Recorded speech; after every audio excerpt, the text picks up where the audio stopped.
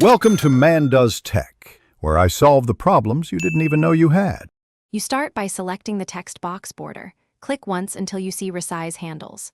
Once done, make sure the document isn't protected, open Review and check Restrict Editing. If the box doesn't respond, save a copy first so you can undo changes without risk. You'll also want to turn on grid lines or guides for precision. Go to View and enable them. This first action sets you up to remove the box cleanly and avoid layout surprises later. Now decide whether to delete or preserve the text. If you want the whole box gone, press Delete with the border selected and check Surrounding Layout. Word will reflow text. If you need the text, right-click the box, choose Cut, then use Paste Special and pick Unformatted Text to insert content inline. Once done, inspect styles and spacing.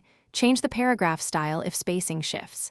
If a shape or frame is involved, convert it using the right-click menu before final removal to avoid losing formatting. Finish by verifying layout. With the image or former box selected, open Layout Options and set in line with text for predictable flow or no wrap if you need floating placement.